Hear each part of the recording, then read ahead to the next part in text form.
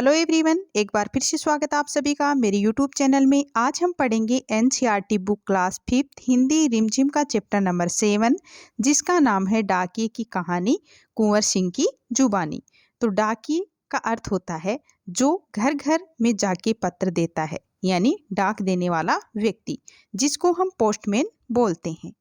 तो हम जिस पोस्टमैन की कहानी पढ़ने वाले हैं उसका नाम है कुंवर सिंह की जुबानी। तो चलो अब हम चैप्टर को स्टार्ट करते हैं। शिमला की माल रोड पर जनरल पोस्ट ऑफिस है। उसी पोस्ट ऑफिस के एक कमरे में डाक छांटने का काम चल रहा है। यानी शिमला की जो माल रोड है उस पर जनरल पोस्ट ऑफिस है और उसी पोस्ट ऑफिस के एक कमरे में डाक छांटने का काम चल रहा है कि कौन सी डाक कहाँ कहाँ देनी है, कहाँ कहाँ पहुँचानी है। सुबह के 11:30 बजे हैं, यानी सुबह के 11:30 हुए हैं और खिड़की से गुनगुनी धूप छान कर आ रही है। और सुबह के जो 11:30 बजे हैं तो जो खिड़की है उससे मतलब ऐसे हल्की हल्की धूप है वो छन कर आ रही है। इस धूप का मज़ा लेते हुए 2 पेंकर और 3 महिला डाकिया फटाफट डाक छांटने का काम कर रही हैं। वहीं पर मैंने सरकार से पुरस्कार पाने वाले डाकिया कुंवर सिंह जी से बात की। यानी वहीं पर जो मैंने सरकार से पुरस्कार जो पाने वाला डाकिया है, जो पोस्टमैन है जिसका नाम कुंवर सिंह जी है, उससे बात की। यही बातचीत आगे दी जा रही है। आपका शुभ नाम? तो यहाँ कुंवर सिंह जी से उसका नाम है वो पूछा जा रहा है। तो कुंवर सिंह जी हैं वो जवाब दे रहे हैं कि मेरा नाम कुंवर सिंह है, मैं हिमाचल प्रदेश के शिमला जिले के नेरवा गांव का निवासी हूँ, मेरी उम्र 45 साल है। यानी जो कुंवर सिंह जी हैं वो हिमाचल प्रदेश के शिमला जिले के नेरवा गांव के रहने वाले हैं और इनकी उम्र है वो 45 साल है। आपके परिवार में कौन कौन है उनके बारे में कुछ बताइए। मेरे 4 बच्चे हैं, 3 लड़कियां हैं, 1 लड़का है। यानी कुंवर सिंह जी ने कहा कि मेरे 4 बच्चे हैं, उनमें से 3 तो लड़कियां हैं और 1 लड़का है। 2 लड़कियों की शादी हो चुकी है। मेरा एक और बेटा भी था, वह मेरे गांव में एक पहाड़ी से लकड़ियां लाते हुए गिर गया जिससे उसकी मौत हो गई थी। यानी कुंवर सिंह जी के वैसे 3 लड़कियां और 2 लड़के थे, लेकिन जो एक लड़का था वो गांव में एक पहाड़ी से लकड़ियां ला रहा था, तो लकड़ियां लाते समय वह गिर गया था जिससे उसकी मौत हो गई थी। तो अब इस टाइम 3 लड़कियां और 1 लड़का ही है। आपके बेटे के साथ जो हुआ उसका हमें बहुत दुख है। आपके इलाके में इस तरह की घटनाएं क्या अक्सर होती रहती हैं? जी, ऐसी घटनाओं का होना असाधारण नहीं है। यहाँ हर साल तिरछी ढलानों या ढांकों से घास काटते हुए कई औरतें गिरकर मर जाती है। यानी ऐसा होता रहता है, फिर भी यहाँ ऐसे ही रास्तों से चलना पड़ता है। यानी हमारे पास कोई दूसरा रास्ता नहीं है, हमें इसी रास्ते से चलना पड़ता है। हमारी जान को जोखिम में डालते हुए भी हमें इसी रास्तों से चलना पड़ता है, क्योंकि कोई दूसरा रास्ता भी नहीं है, क्योंकि दूसरे कोई रास्ते होते ही नहीं। हमारे गांव में अभी तक बस नहीं पहुंच पाती। हिमाचल में हजारों ऐसे गांव हैं जहां पैदल चलकर ही पहुंच सकते हैं। यानी जो कुंवर सिंह जी हैं उनके गांव में अभी तक बस नहीं पहुंच पाती हैं और इसी कारण हिमाचल में हजारों ऐसे गांव हैं जहां पैदल चलकर ही पहुंच सकते हैं हम। फिर आपके बच्चे पढ़ने कैसे जाते होंगे? मेरे बच्चे गाँव के स्कूल में पढ़ने जाते हैं। कुंवर सिंह जी ने जवाब दिया कि जो मेरे बच्चे हैं वो स्कूल में पढ़ने जाते हैं, गांव के स्कूल में, और स्कूल लगभग 5 किलोमीटर दूर है। मेरी एक लड़की 10वीं तक पढ़ी है, दूसरी 12वीं तक और तीसरी लड़की 12वीं कक्षा में पढ़ रही है और जो मेरा बेटा है वह 10वीं में पढ़ता है। आप जहाँ काम करते हैं वहाँ आपके अलावा और कौन कौन है? क्या आपको डाकिया भी कहकर बुलाते हैं? तो कुंवर सिंह जी ने कहा कि पहले मैं भारतीय डाक सेवा में ग्रामीण डाक सेवक था, अब मैं पेकर बन गया हूँ, पर हूँ वहीं नीली वर्दी वाला डाक सेवक। डाक सेवक को करना क्या क्या होता है? यानी कुंवर सिंह जी से पूछा गया कि डाक सेवक है उसको क्या क्या करना होता है कि मुझे। तो कुंवर सिंह जी ने कहा कि मुझे बहुत कुछ करना होता है। चीटियाँ, रजिस्ट्री पत्र, पार्सल, बिल, बूढ़े लोगों की पेंशन आदि छोड़ने गांव गांव जाता हूं। यानी ये सब कुछ मुझे करना पड़ता है। क्या यह सब अभी भी करना पड़ता है? क्योंकि अब तो सूचना और संदेश देने के बहुत से नए तरीके आ गए हैं।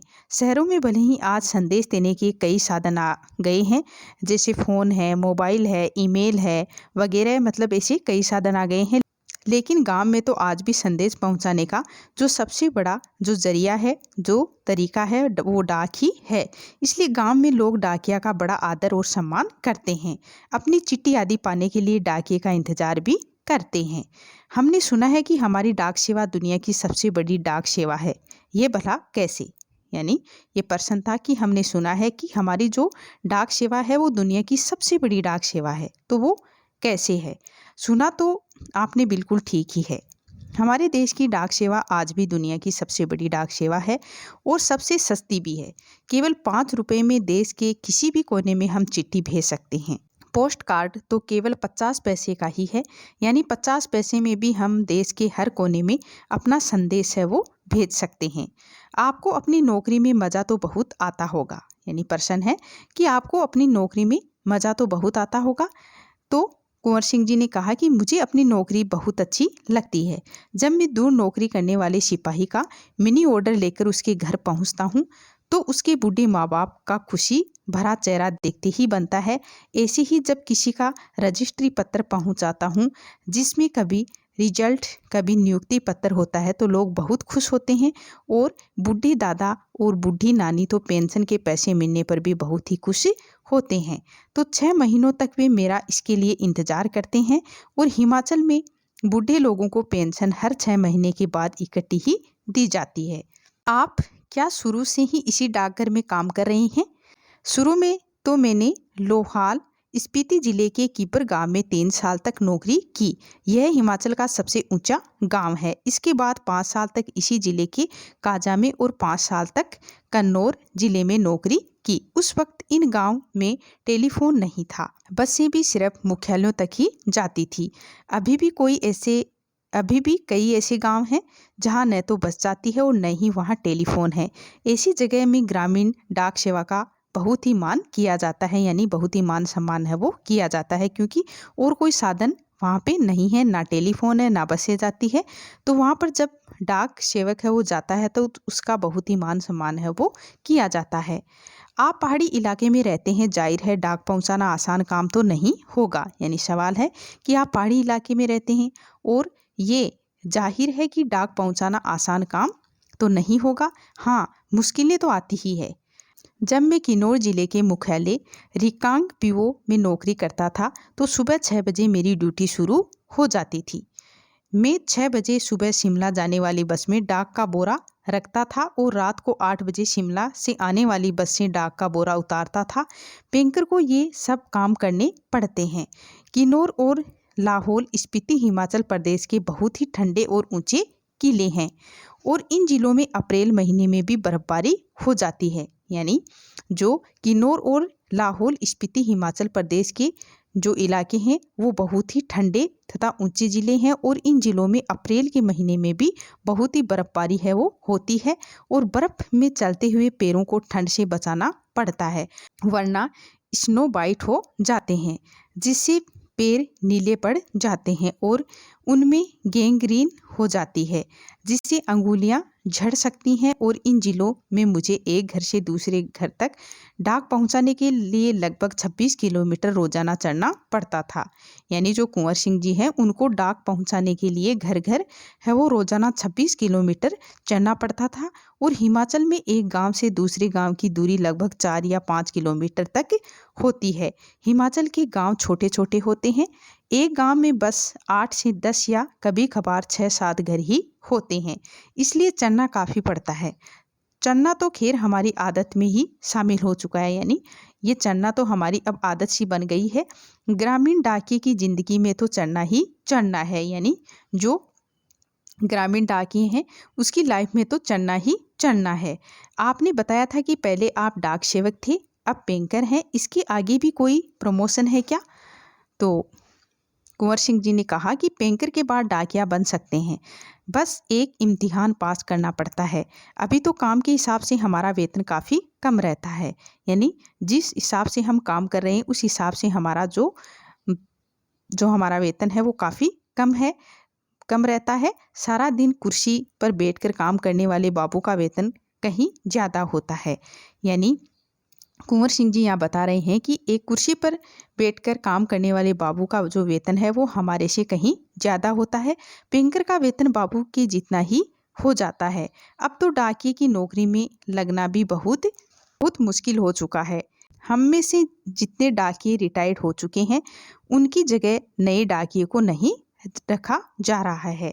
कुंवर सिंह जी बता रहे हैं कि अब तो डाकिये की नौकरी लगना भी मुश्किल हो चुका है और हम में से जितने भी डाकिये रिटायर्ड हो चुके हैं उनकी जगह नए डाकियों को नहीं रखा जा रहा है। इससे पुराने डाकियों पर काम का बोझ दिन प्रतिदिन बढ़ता ही जा रहा है। न जाने आने वाला समय कैसा होगा। काम के दौरान कभी कोई बहुत खास बात हुई हो, यानी कुंवर सिंह जी से क्वेश्चन किया गया कि काम के दौरान कभी कोई बहुत खास बात हुई हो, तो कुंवर सिंह जी ने जवाब दिया कि एक घटना आपको सुनाता हूँ। मेरा तबादला शिमला के जनरल पोस्ट ऑफिस में हो गया था। वहाँ मुझे रात के समय रेस्ट हाउस और पोस्ट ऑफिस चौकीदारी का काम दिया गया था। यह 1998 की बात है। 29 जनवरी यानी 29 जनवरी को रात लगभग 10:30 बजे का समय था। यानी रात के 10:30 बज रहे थे, 10:30 का समय था। तो बाहर से किसी ने पोस्ट ऑफिस का दरवाज़ा खटखटाया। मैंने पूछा कौन है। जवाब आया दरवाज़ा खोलो, तुमसे बात करनी है। मैंने दरवाज़ा खोला तो अचानक 5-6 लोग अंदर घुसे और मुझे पीटना शुरू कर दिया। मैंने पूछा क्यों पीट रहे हैं, तो उन्होंने कोई जवाब नहीं दिया। सारी ऑफिस की लाइटें बंद कर दी। इससे पहले कि मैं कुछ समझ पाता मेरे सिर पर किसी भारी चीज़ से कई बार मारा, जिससे मेरा सिर फट गया। मैं लगातार चिल्लाता रहा। उसके बाद मैं बेहोश हो गया और मुझे कुछ भी पता न चला। अगले दिन जब मुझे होश आया तो मैं शिमला के इंदिरा गांधी मेडिकल कॉलेज के अस्पताल में दाखिल था। सिर में भयंकर दर्द हो रहा था। उन दिनों मेरा 17 साल का बेटा मेरे साथ ही रहता था। उसी से पता चला कि मेरे चिल्लाने की आवाज़ सुनकर लड़का और ऑफिस के दूसरे लोग जो नज़दीक ही रहते थे वे दरवाजे के शीशे तोड़कर अंदर आए और मुझे अस्पताल पहुंचाया। मेरे सिर पर कई टाँके लगे थे। उसकी वजह से आज भी मेरी एक आंख से दिखाई नहीं देता। सरकार ने मुझे जान पर खेलकर डाक की चीज़ें बचाने के लिए बेस्ट पोस्टमैन का इनाम दिया। यानी जो ये घटना हुई उसके बाद सरकार ने कुंवर सिंह जी को डाक की जो चीज़ें हैं उसे बचाने के लिए बेस्ट पोस्टमैन का इनाम दिया था और यह इनाम 2004 में मिला। इस इनाम में 500 रुपये और प्रशस्ति पत्र दिया जाता है। यानी जो इनाम था उसमें 500 रुपये और प्रशस्ति पत्र है वो दिया जाता है और मैं और मेरा परिवार बहुत खुश हुए। यानी इस इनाम से मेरा परिवार है वो बहुत खुश हुआ और मैं भी बहुत खुश हुआ। आज भी मैं गर्व से कहता हूँ कि मैं बेस्ट पोस्टमैन हूँ। यानी आज भी मैं ये गर्व के साथ सभी को कहता हूँ कि मैं एक बेस्ट पोस्टमैन हूँ। तो गाइज हमने जो हमारा चैप्टर है डाकिये की कहानी कुंवर सिंह की जुबानी, यानी जो डाकिये की कहानी है वो हमने कुंवर सिंह की ज़बान से सुनी है, का अच्छे से अध्ययन किया है। और अगर आपको मेरा ये वीडियो अच्छा लगा हो तो प्लीज़ चैनल को सब्सक्राइब करें, वीडियो को लाइक करें और बेल आइकन की घंटी को भी दबाएं ताकि मेरे आने वाली वीडियो का नोटिफिकेशन आपको मिलता रहे। Thank you guys.